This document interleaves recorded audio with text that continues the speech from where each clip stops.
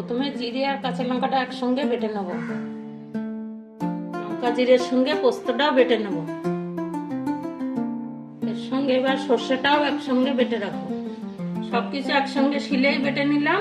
আর আমি সবসময় শিলেই বাটি, শিলে বাটলে কি রান্নাটা টেস্ট হয়। মোড়ল্লা মাছের মধ্যে সবকিছু বাটাটা দিয়ে দিলাম। এরপরে 1 চামচ হলুদ দেবো, এরপরে লবণটা দিয়ে দেবো, এরপরে কাঁচা সরষের তেলটা দেবো, এরপরে একসঙ্গে সবকিছু মাখিয়ে নেব। কড়াইতে তেল দেবো, এর মধ্যে অল্প একটু কালো জিরে ফোড়ন দেবো।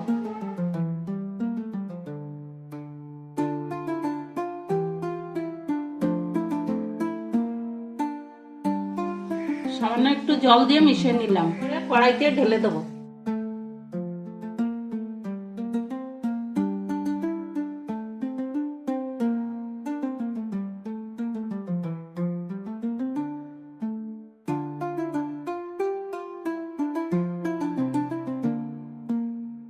এবার ঢাকা দিয়ে দেবো, 4-5 মিনিট মতন ঢাকা দিয়ে রাখবো। এবার ঢাকনাটা তুলবো, তুলে নাড়ি চাড়িয়ে নেবো।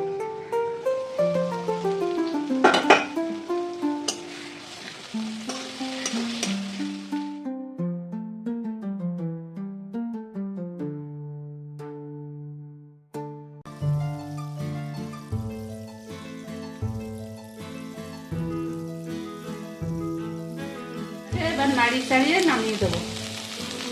আজকে আমার মোড়ল্লা মাছের পাতুরি তৈরি হয়ে গেছে, আমি নামিয়ে দেবো।